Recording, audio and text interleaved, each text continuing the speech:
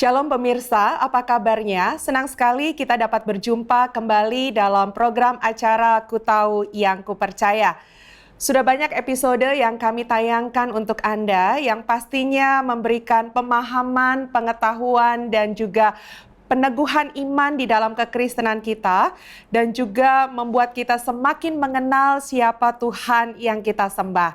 Dan tetaplah setia bersama-sama dengan kami karena masih banyak lagi episode-episode yang akan ditayangkan untuk menambah pengetahuan kita dan keimanan kita kepada Yesus Kristus Tuhan. Dan pada episode hari ini kita masih melanjut mengenai pembahasan yaitu kebangkitan Kristus. Nah, 2 episode kemarin kita sudah banyak membahas mengenai istilah, bukti-bukti dalam firman Tuhan, dan lain sebagainya. Dan pastinya akan membuat Anda semakin haus untuk menantikan apa yang akan dibahas untuk hari ini. Dan berikut ini kita akan masuk dalam segmen pertanyaan, di mana kita akan membahas pertanyaan-pertanyaan yang akan disampaikan. Dan bagi Anda juga, dimanapun Anda berada, Anda bisa menyampaikan pertanyaan, komentar, dan saran berkaitan dengan pembahasan kita, dan tulis pesan Anda di nomor telepon yang tertera di layar kaca. Pastinya kami akan selalu berusaha untuk menjawab apa yang Anda sampaikan. Dan kembali hambanya Bapak Pendeta Ezra Soru akan menuntun kita.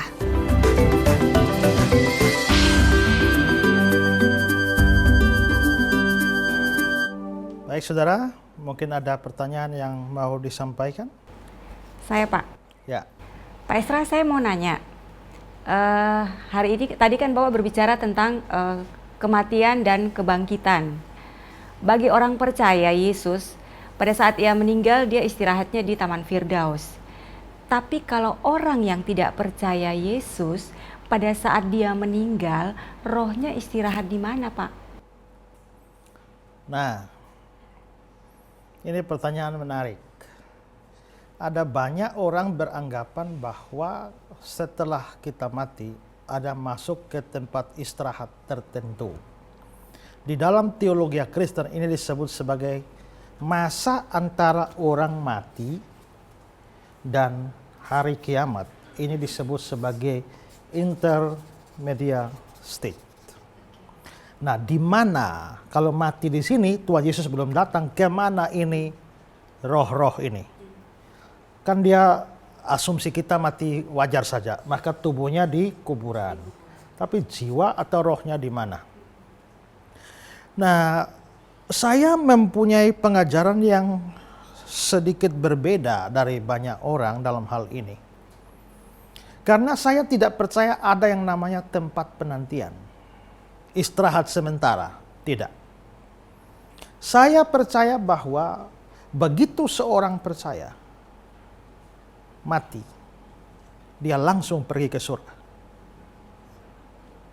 Kalau orang tidak percaya mati, dia langsung pergi ke neraka. Jadi kalau matinya tanggal 15, kalau dia orang percaya tanggal 15 juga jiwanya sampai surga. Kalau dia orang tidak percaya mati tanggal 15 juga dia sampai neraka. Tapi ingat, 2 Timotius 3 ayat 16 bilang segala tulisan yang diilhamkan Allah memang bermanfaat untuk mengajar.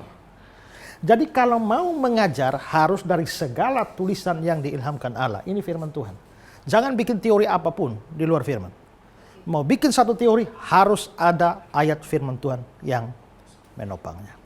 Nah, sekarang kita melihat dari data kitab suci ya, bahwa dari mana atau kemana saja orang ini mati itu pergi, ya. Nah, kalau kita melihat, coba kita melihat dari keyakinan Paulus. Kalau Paulus dalam ajarannya, menurut Paulus, kalau dia mati dia akan pergi kemana? Dalam 2 Korintus pasal 5, ayat 1 dan seterusnya, Paulus bicara soal hal itu. Dia bilang begini. Coba Ibu baca 2 Korintus 5 ayat 8. Tetapi hati kami tabah dan terlebih suka kami beralih dari tubuh ini untuk menetap pada Tuhan. Baca 2 ayat sebelumnya, ayat 6. Maka oleh karena itu hati kami senantiasa tabah, Meskipun kami sadar bahwa selama kami mendiami tubuh ini, kami masih jauh dari Tuhan. Sebab hidup kami ini adalah hidup karena percaya, bukan karena melihat. Ya. Nah, sekarang Paulus menganalogikan bahwa dia sekarang masih berada dalam tubuh. Ini artinya dia masih hidup. Hidup ini dianggap sebagai semacam kemah. Ya, maka nanti kalau ibu lihat lagi ayat sebelumnya, dia bilang, jika kemah tempat kediaman kami ini dibongkar, Allah telah menyediakan tempat kediaman di surga. We have a building from God. Kata bahasa Inggrisnya memakai kata have. Itu langsung. Kata Yunaninya adalah komen. Artinya begitu satu selesai, langsung satu menyusul. Maka jika kemah tempat kediaman kami ini dibongkar, di dunia dibongkar, mati, tempat di surga itu langsung ditempati oleh kita. Lalu ayat 8 yang Ibu baca tadi gimana? Tetapi hati kami tabah dan terlebih suka kami beralih dari tubuh ini. Beralih dari tubuh ini artinya apa? Berpindah. Beralih dari tubuh, tinggalkan tubuh. Artinya Pergi, mati. waktu dia beralih dari tubuh, kemana dia? Menetap pada Tuhan. Tuhan di mana? Tuhan di surga. Jadi begitu dia beralih dari tubuh ini, dia langsung menetap pada Tuhan di surga. Nggak istirahat di mana-mana. Ya. Waktu Stefanus dilempar batu, dia berdoa kan? Doanya bilang apa? Ya Tuhan Yesus, terimalah rohku. Tuhan Yesus ada di mana? Di surga. Sekarang kalau dia bilang, Tuhan Yesus terimalah rohku, masa dia lari ke tempat lain? Nah, mesti ke surga. Dari ajaran Tuhan Yesus. Tuhan Yesus cerita orang kaya dan Lazarus. Ya. Orang kaya dan Lazarus. Orang kaya itu mati dan masuk ke dalam Hades, bahasa Yunaninya. Hades ini apa? Ya. Hades ini bisa berarti macam-macam dalam bahasa Yunaninya, ya. Bisa kuburan, bisa keadaan kondisi mati, bisa neraka. Tergantung konteksnya nanti. Ya, tergantung konteks. Nah, sekarang kita mari lihat analisa dulu. Ini orang dia di Hades, kita belum tahu Hades ini yang mana. Tapi dia bilang, Bapak Abraham suruh Lazarus bawalah air ini. Sebab aku sementara menderita kesakitan. Pertama, dia menderita kesakitan. Kedua, dalam nyala api ini. Ada dia di tempat penderitaan ini. Ada menderita, kesakitan, ada nyala api. Tempat mana yang di dalam Alkitab yang ada nyala api yang menderita kesakitan? Tidak ada tempat lain. Kalau istirahat, tapi ini menderita, bukan istirahat. Ya, berarti orang kaya itu masuk neraka. Sedangkan Lazarus di pangkuan Abraham. Terjemahan Indonesia, Alkitab Indonesia pangkuan Abraham salah. Mestinya adalah dada Abraham. Ya, Abraham bosom, bahasa Inggrisnya.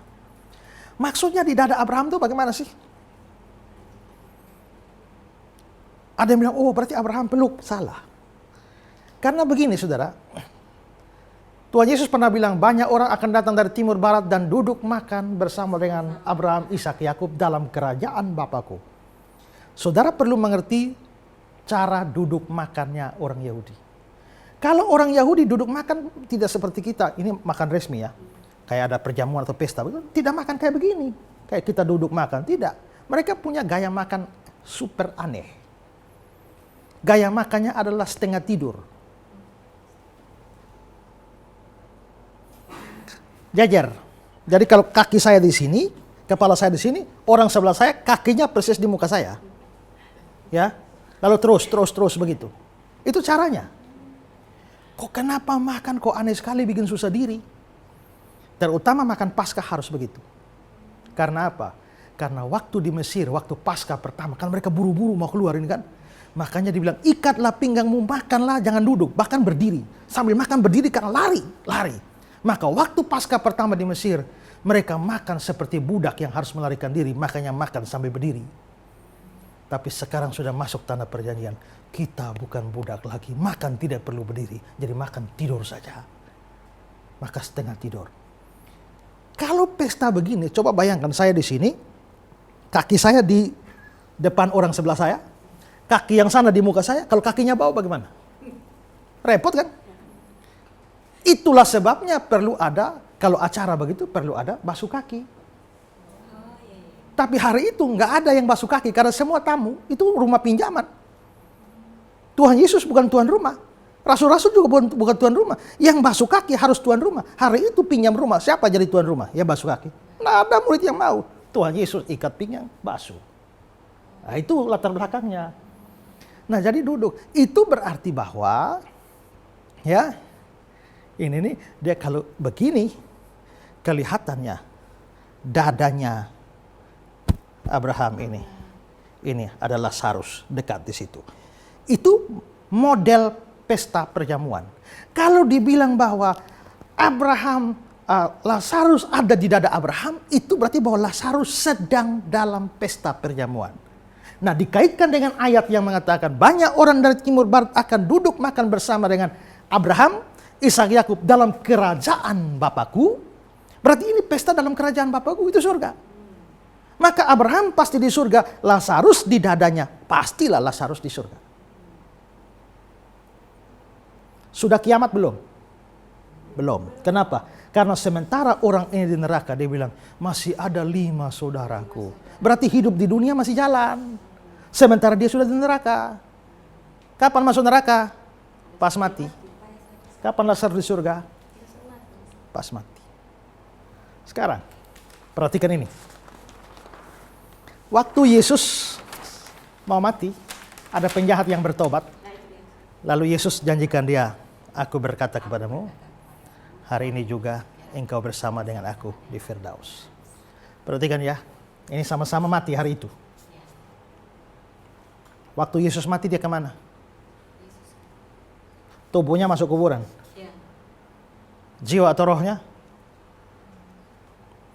Kalimat Yesus terakhir di atas kayu salib. Belum kan? Ya Bapa, ke dalam tanganmu kuserahkan rohku. Nyawaku tuh jiwaku atau rohku sama. Berarti waktu Yesus di kuburan, waktu mati, ya jiwa atau rohnya diserahkan ke dalam tangan Bapa di surga. Berarti Yesus ada di surga waktu mati. Lalu dia bilang penjahat ini, hari ini juga engkau bersama dengan aku di Firdaus. Kalau Firdaus bukan surga, Firdaus itu tempat lain, berarti penjahat itu pergi ke Firdaus. Kalau Yesusnya di surga, penjahat ke Firdaus, ini namanya tidak sama-sama. Padahal hari ini engkau bersama-sama dengan aku. Satu di surga, satu di Firdaus, mana sama-sama? Ya kan? Kalau begitu bagaimana supaya Yesusnya di surga, penjahatnya masuk Firdaus, tapi sama-sama? Artinya surga itu Firdaus, Firdaus itu surga. Karena apa? Kata Firdaus dari bahasa Yunani paradeisos. Menurunkan kata bahasa Inggris paradise yang artinya surga. Maka penjahat itu pergi ke Firdaus, Yesus pergi ke surga, sama saja. Karena surga sama namanya dengan Firdaus, ya mereka sama-sama di surga, sama-sama di Firdaus. Maka orang yang percaya Yesus mati langsung masuk surga, tapi jiwa rohnya, tubuh belum. Tubuh masih tunggu Tuhan Yesus datang. Kali kedua kali ada kebangkitan tubuh. Orang tidak percaya, orang kaya itu langsung masuk neraka. Ya kan? Nggak istirahat di mana-mana. Ya. Orang kaya istirahat orang masuk surga, di surga, Lazarus istirahat di surga, makanya rest in peace. Tapi kalau orang masuk surga, no rest in hell. Nggak ada istirahat di sana. Ya. Makanya jangan seadanya orang mati, rip. Kalau dia masuk neraka nggak ada rip itu. Ya. kisah Sodom dan Gomora itu di perjanjian lama ya. Zaman Lot ya. Ini zaman perjanjian lama. Ada kasus Sodom dan Gomora. Sekarang ibu baca surat Yudas ayat 7. Sama seperti Sodom dan Gomora dan kota-kota sekitarnya yang dengan cara yang sama melakukan percabulan dan mengejar kepuasan-kepuasan yang tak wajar, telah menanggung siksaan api kekal Cukup sebagai situ ibu. Kapan menanggung siksaan api kekal ini apa? Neraka. Kapan ditanggung? Akan atau telah? telah. Telah. Berarti telah masuk neraka mereka. Berarti pada waktu Yudas di abad pertama menulis surat Yudas, orang Sodom dan Gomora itu sudah ada di neraka. Tidak perlu tunggu sampai Tuhan Yesus datang. Jadi nggak ada tempat yang namanya tempat peristirahatan sementara. Nggak ada namanya tempat penantian. Begitu orang percaya mati masuk surga. Orang tidak percaya masuk neraka. Baru jiwa rohnya, tubuh belum, tubuh tunggu. Tuhan Yesus datang kali kedua membangkitkan orang mati, baik percaya tidak percaya, lalu nanti bersama-sama digabungkan dengan tubuh yang telah di-upgrade menjadi tubuh kemuliaan bersama-sama di surga. Ini digabungkan tubuh masuk dalam neraka. Berarti hati-hati saudara, kalau masuk neraka itu persis hari mati. Saudara mati tanggal 10 masuk neraka. Hari ini saudara mati, hari ini juga masuk neraka. Karena itu jangan tunda-tunda iman kepada Kristus. Ya, ada orang masih sehat, tunggu nantilah tahun depan lah. Bagaimana kamu tahu bahwa tahun depan masih hidup? Kalau hari ini mati, hari ini pun kamu masuk neraka. Ya. Karena itu maka jangan ada orang bilang, mending sama seperti penjahat di samping Yesus saja kan. Pas detik terakhir mau mati baru beriman, toh selamat. Masalahnya kita semua belum tentu mengalami seperti penjahat ini yang sadar mau mati hari terakhir. Ada orang nggak sadar, keluar dari sini tiba-tiba disikat tangki, kontainer, habislah kita. Minta ampun dosa pun tidak sempat.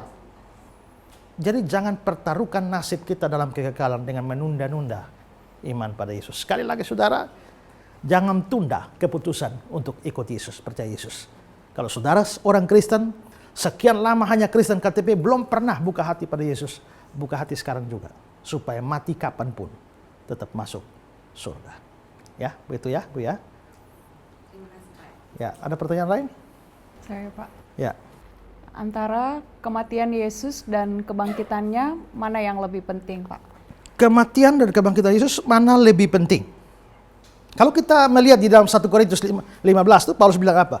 Yang sangat penting telah aku sampaikan padamu, yaitu bahwa Kristus telah mati sesuai kitab suci, Kristus telah bangkit sesuai kitab suci.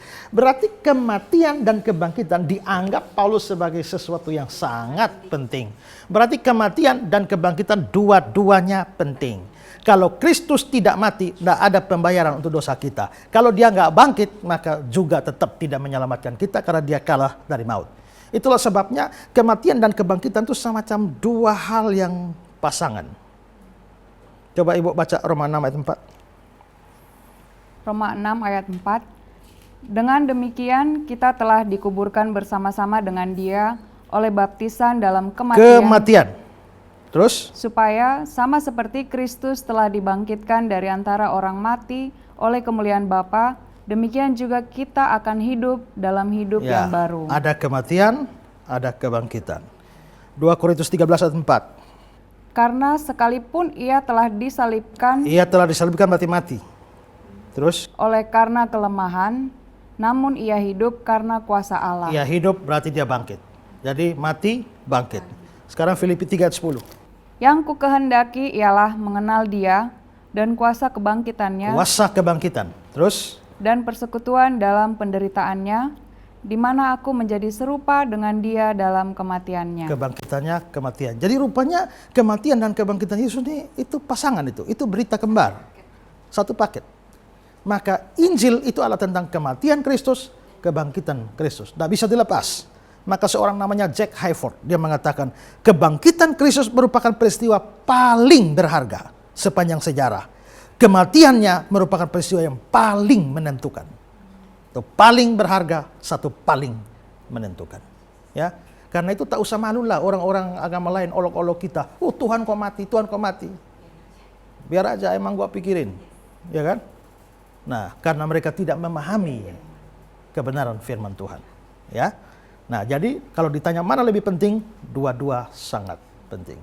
Ya, ada lagi?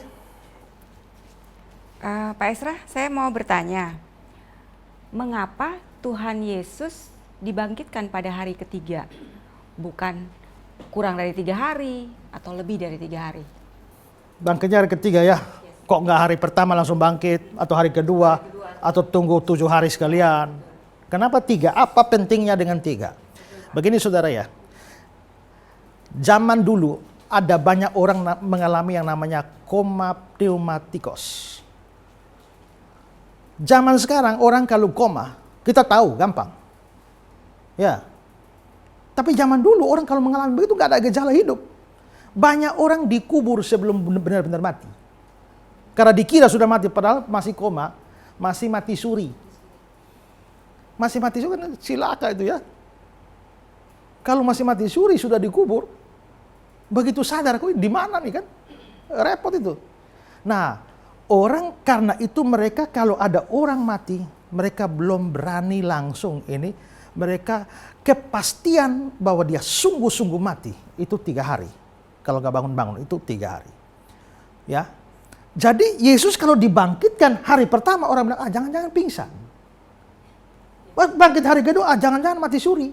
Tapi kalau sudah 3 hari, tidak ada kemungkinan seperti itu. Tapi kenapa nggak lebih? Nggak lebih ini kan ada nubuatan. Ya, coba baca Kisah pasal 2 ayat 31. Karena itu ia telah melihat ke depan dan telah berbicara tentang kebangkitan Mesias ketika ia mengatakan bahwa dia tidak ditinggalkan di dalam dunia orang mati dan bahwa dagingnya tidak mengalami kebinasaan. Dagingnya tidak mengalami kebinasaan. Sebelumnya saya sudah singgung bahwa bahasa Inggrisnya dalam King James, dagingnya tidak mengalami pembusukan. Kalau lewat dari 3 hari, dagingnya mengalami pembusukan, nubuatan ini tidak benar. Jadi kenapa tidak kurang dari 3 hari? Supaya dia dinyatakan benar-benar mati, tidak ada keraguan. Kenapa tidak lebih? Supaya mayatnya tidak busuk dan nubuat tergenapi. Ya, oke. Ada lagi?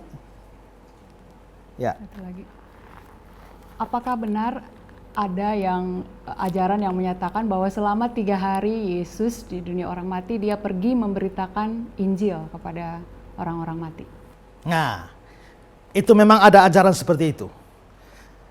Waktu Yesus mati, tubuhnya taruh di lubang kubur, rohnya pergi mengunjungi almarhumah sana. Ya. Kenapa mereka percaya begini? Karena ada ayat yang kelihatannya seperti itu. Coba Ibu baca 1 Petrus 3 ayat 19 dan 20. Dan di dalam roh itu juga ia pergi memberitakan Injil kepada roh-roh yang di dalam penjara, yaitu kepada roh-roh mereka yang dahulu pada waktu Nuh tidak taat kepada Allah, ketika Allah tetap menanti dengan sabar waktu Nuh sedang mempersiapkan bahteranya, di mana hanya sedikit, yaitu 8 orang yang diselamatkan oleh air bah itu. Ibu baca bagian pertamanya saja. Dan di dalam roh itu juga ia pergi memberitakan Injil kepada roh-roh yang di dalam penjara. Jadi di dalam roh itu Yesus pergi memberitakan Injil kepada roh-roh. Kalau roh-roh ini kan namanya sudah mati nih. Jadi Yesus pergi beritakan Injil pada orang mati. Saya mau beri catatan, kalau lihat bahasa asli bahasa Yunani, Yesus pergi beritakan Injil, kata Injil tidak ada di situ. Mestinya kalau dari bahasa Yunani, Yesus pergi memberitakan atau menyampaikan berita kepada orang-orang mati. Nah, ini lalu ditafsirkan, sementara tubuh Yesus di kuburan, jiwa atau rohnya mengunjungi orang-orang mati itu, lalu beritakan Injil pada mereka. Ya. Tapi saudara, ingat salah satu prinsip tafsir Alkitab, jangan tafsir satu ayat tabrak ayat lain. Karena seluruh kitab suci firman Allah. Mau menafsir kitab Kejadian, hati-hati jangan sampai lawan Korintus. Ya, menafsir Wahyu jangan sampai nabrak Matius. Matius jangan sampai nabrak Yosua. Harus selaras semua. Nah, kalau kita mengatakan Yesusnya sementara di kuburan tubuhnya, rohnya ke dunia orang mati. Lihat tadi waktu Yesus mati doanya kepada Bapa bagaimana? Lukas 23:46 tadi ya. Ya Bapa, ke dalam tanganmu kuserahkan rohku. Tubuhnya di sini, rohnya ke sana, ke Bapa di surga. Lalu yang ke dunia orang mati siapa? Nggak ada, Yesus tidak pergi ke sana. Ya. Kalau benar Yesus memang pergi beritakan Injil pada orang mati, orangnya sudah mati, Yesusnya beritakan Injil pada mereka, terus kalau mereka percaya, selamat enggak? Kalau enggak, untuk apa beritakan Injil? Kalau mereka percaya, selamat enggak? Kalau enggak selamat, untuk apa beritakan Injil? Kalau selamat, oh berarti kalau kita sudah mati, diberitakan Injil juga bisa selamat ya. Nah ini hati-hati, itulah ajaran Andreas Samudra. Penginjilan orang mati. Dia percaya bahwa orang mati masih bisa diinjili. Jadi misalnya neneknya ibu, ini mati tidak percaya Yesus. Tahu-tahu satu hari anaknya ibu kerasukan. Dia percaya kerasukan roh nenek. Ah ini berarti di anaknya itu ada nenek masuk. Nah injili anak itu yang lagi kerasukan, itu neneknya. Tuntut dia terima Yesus. Kalau dia terima Yesus, nenek dulu mati tidak percaya Yesus, tapi sekarang bisa percaya Yesus. Ya. Nah, karena itu maka adalah salah ya kalau menganggap pemberitaan Injil untuk orang mati. Setelah mati tidak bisa lagi Injil diberitakan. Mazmur 88 ayat 12, 13. Dapatkah kasihmu diberitakan dalam kubur, kesetiaanmu di tempat kebinasaan? Tidak bisa lagi. Ya. 2 Korintus 5 ayat 10 mengatakan, kita semua harus menghadap takhta pengadilan Kristus, supaya setiap orang memperoleh apa yang diterimanya sesuai dengan yang dilakukannya dalam hidupnya ini. Jadi, nasib kekal kita ditentukan selama masih hidup. Kalau sudah mati, selesai. Ayo, ibu, katakanlah ibu mau, hari Senin mau ujian. Ya, hari Senin ujian, ibu santai-santai hari ini, nggak belajar. Akhirnya hari Senin mulai ujian, dapat nilai 0. Gara dapat nilai 0, ujiannya selesai. Ibu bilang, gara-gara nggak belajar dapat nilai 0. Hari Selasa mulai belajar sungguh-sungguh. Padahal ujian sudah habis. Loh, untuk apa belajar lagi? Ujian sudah habis.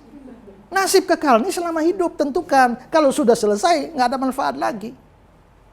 Ya, jadi Yesus tidak pergi beritakan Injil pada orang mati. Kalau begitu, apa arti 1 Petrus 3:19 tadi? Dilihat dari sisi bahasa Yunani, itu ditulis dalam bentuk aorist, masa lampau. Jadi, oleh roh itu, Yesus dulu pergi memberitakan kepada roh-roh. Berarti Yesus memang pernah memberitakan Injil kepada mereka, kalau mau dibilang Injil. Tapi bukan waktu dia mati. Tapi dulu. Dulu kapan? Zaman Nuh. Kan Yesus belum lahir. Oleh roh. Melalui roh. Tapi kan roh-roh ini kan orang mati. Iya. Waktu Injil diberitakan pada mereka, mereka masih hidup. Tapi waktu Petrus menulis suratnya, kan sudah mati. Makanya Petrus menyebut roh. Jadi ini bukan penginjilan orang mati. Ini penginjilan orang hidup oleh Yesus. Tapi Yesus tidak pergi dengan pribadinya, tapi pergi melalui roh. Roh yang sama yang telah membangkitkan dia dari antara orang mati. Itu maksudnya. Ayat ini termasuk ayat sukar memang. Ya. Tapi ingat, tafsir ayat tidak boleh nabrak ayat yang lain. Kalau kita tafsir ini pemberitaan Injil pada orang mati, nabrak ayat yang lain. Ya, jadi tidak ada. Saudara jangan tunggu mati baru mau percaya. Seandainya saudara bisa percaya setelah mati, itu pun tidak ada manfaat. Sama seperti ujian sudah habis hari Senin, hari Selasa baru belajar. Ya, percaya Yesus selama masih ada hayat di kandung badan. Kalau hayat sudah keluar dari badan, selesailah nasib kekal ditentukan. Tuhan memberkati saudara.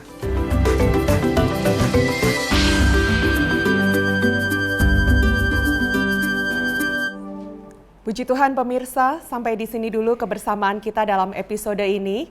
Menjadi doa kami, apa yang disampaikan menjadi kekuatan dan memperteguh iman kita, bahkan menjadi keputusan bagi Anda yang belum menerima Yesus sebagai Tuhan dan Juru Selamat, mengambil keputusan dan menjadikan Yesus sebagai Tuhan dan Juru Selamat. Sampai jumpa lagi dalam episode yang lainnya, tetap dalam program acara Ku Tahu Yang Ku Percaya.